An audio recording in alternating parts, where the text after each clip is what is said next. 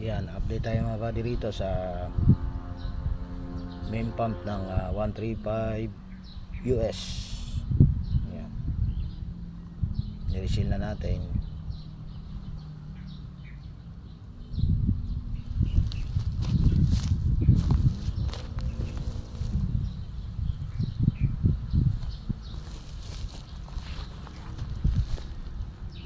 So ang cradle natin ay HD 55K handok.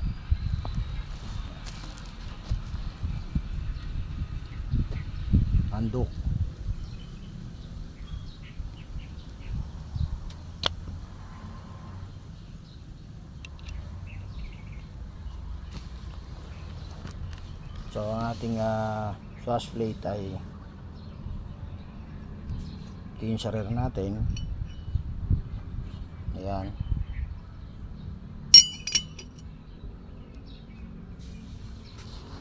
Ito yung block natin, cylinder block sa rear.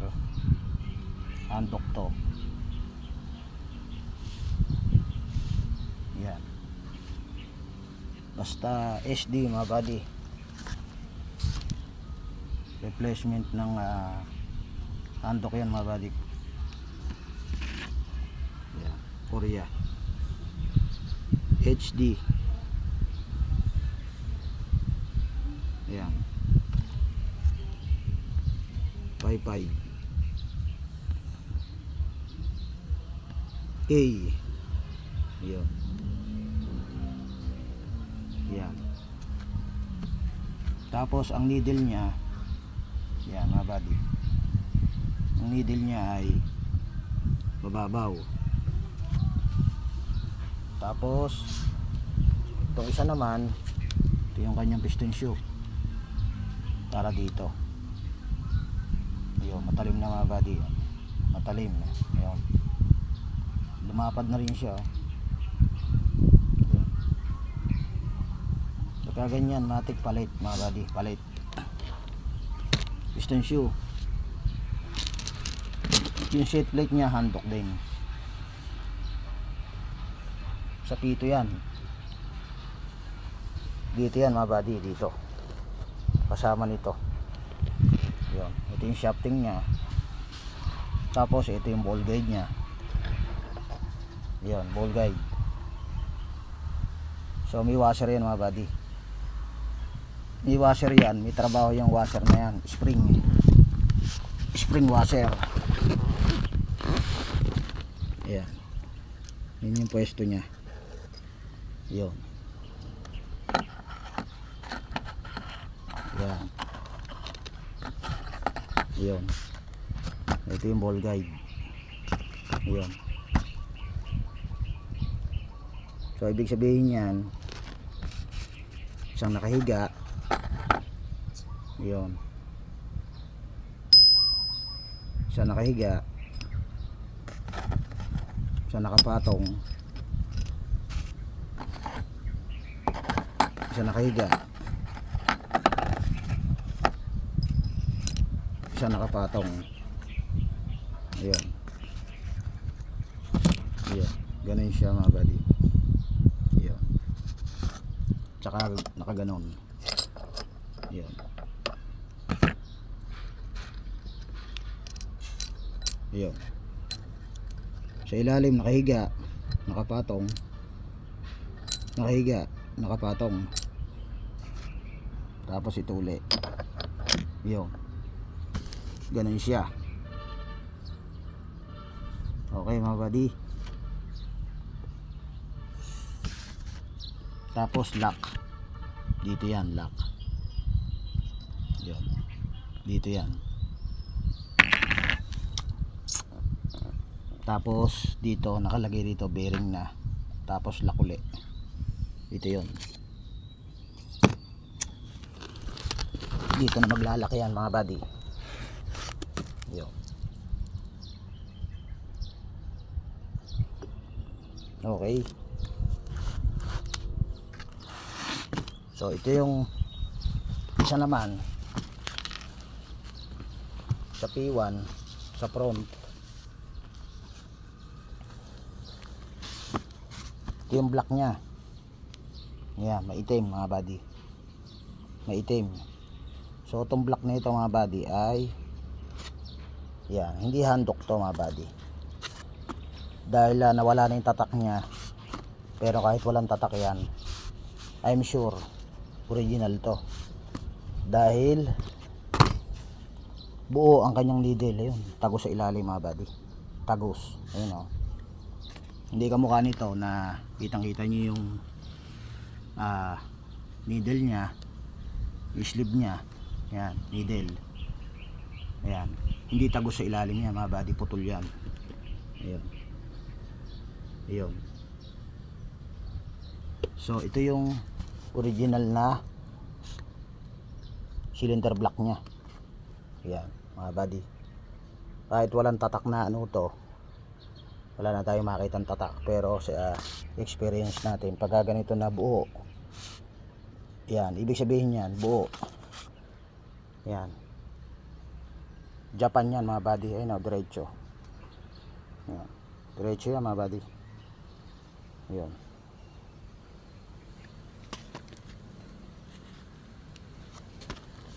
Yun. So ito naman yung kanyang swash plate. Yan. Yung may butas, ganyan ang posisyon yan. Ayan. Dahil dito tumatama yung piston shoe mga buddy. Yun. Ayan. Ganyan yan mga buddy. Ayan. So yung piston shoe natin lahat ay ubos. Compare natin dito sa isa. Yun. Ito may tama na rin to. Palpal na rin. Pero mas ubos to. Okay mga buddy. So ang kanyang seat plate, yan, I'm sure handok din yan mga buddy. Yan. Ayun. So ubos. Okay mga buddy. So itong seat plate nya ay yung may butas ay dito sa ibabaw. Yan, yan yung kabit nya. Yan yung kabit nya. Dahil ayan yung tama ng ano mga buddy, ng piston shoe. Yun, yung walang butas sa ilalim. Yan yung kabit nya dati sa P1.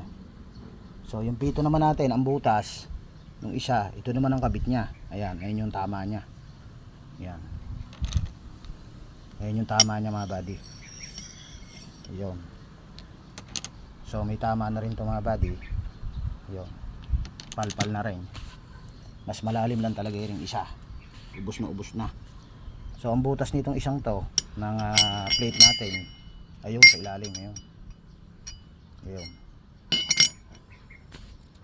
So alin ang tamang kabit dyan mga buddy? Yung walang butas sa ibabaw o yung may butas ang sa ibabaw? Ayun. So in my experience mga buddy, pagka ganito, ang may butas ay sa ilalim. Ayun. So yung design nito ay walang guide. Walang guide pin. So yung iba kasi may guide pin. Itong natanggal natin ito ay walang guide pin mga buddy. Kasi yung mga ibang main pump, may dowel dito yan. Tapos parang sa Caterpillar, ikakabit mong gano'n, yun, nakaganon siya. Yun, ganon siya. May guide pin siya. Ito wala. Wala tayong nakakita rito mga buddy. Yun. So yun ang kabit niyan. So ito namang isa, ang kabit niya ay may ito. Yung may butas ay sa ibabaw. Ayan, pagano naman siya mga buddy. Ayan. Okay. So ang tanong dyan,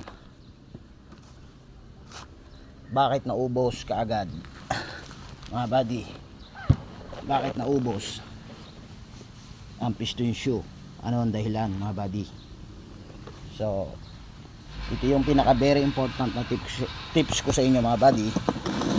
Ayan. Tatandaan natin. Itong washer na ito mga buddy. Yan. Itong washer na ito, spring washer to mga buddy. Yan. Spring din to mga buddy, washer. So ito, ang kabit nito dati ay pag ganito. Yan, parehas nakahiga. Yan. Ito naman ay parehas nakataob. Yan, nakaganyan.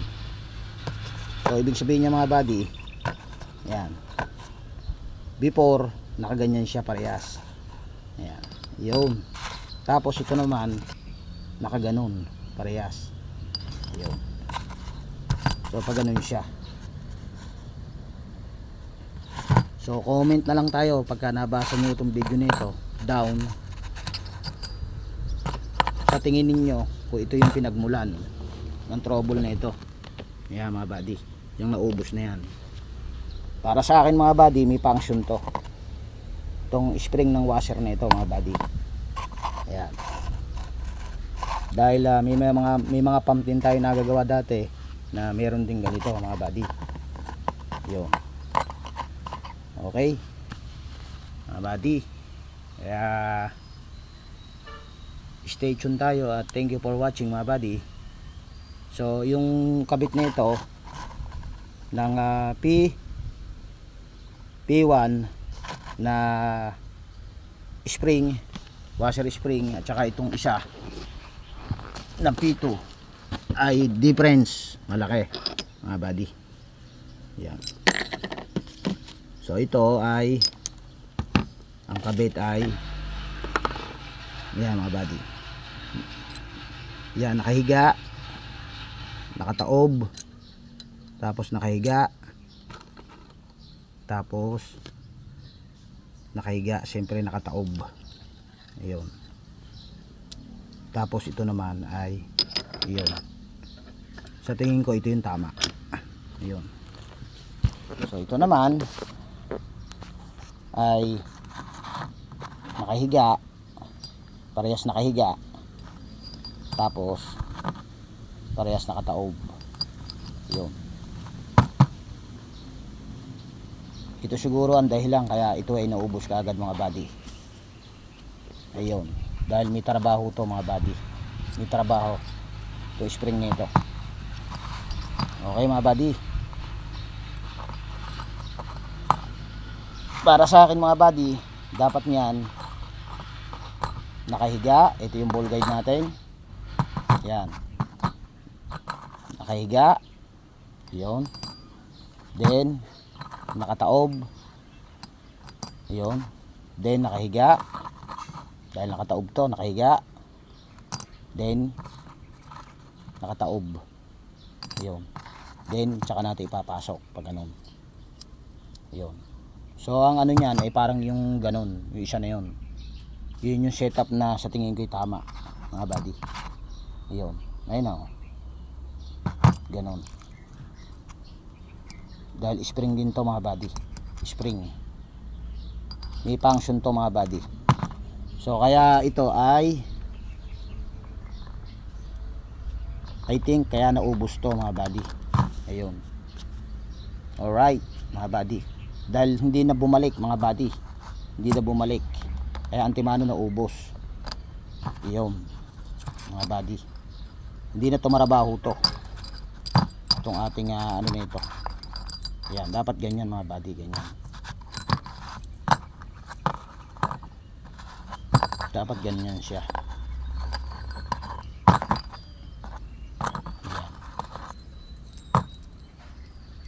Ayan, dapat ganyan ang position mga buddy. Ayun. Ayan. Dahil pipigain pa niya yan mga buddy. Pipigain. Ayun. Ganun siya. Mapipiga pa mga buddy yan. Okay, sana may dagdag kaalaman na naman tayo na i-share mga buddy sa ating mga followers at subscribers sa ating YouTube channel mga buddy. Ayan. Mamaya pull out na tayo ng main control valve. Ayan. At dadali na natin ito mamaya sa workshop at ipapatong na natin sa ating working table mga buddy. Alright, isang good morning sa ating lahat mga buddy. God bless at thank you so much mga bossing, trusting my team Alagang Lakay. God bless sa ating lahat, and thank you for watching all my followers and subscribers sa ating YouTube channel. God bless mga buddy. Like and share and follow my Facebook page Alagang Lakay and Lakay Cruz Jr. and my YouTube channel all about Alagang Lakay. Thank you so much mga bossing, mga buddy. God bless sa ating lahat. Good morning. God bless mga buddy.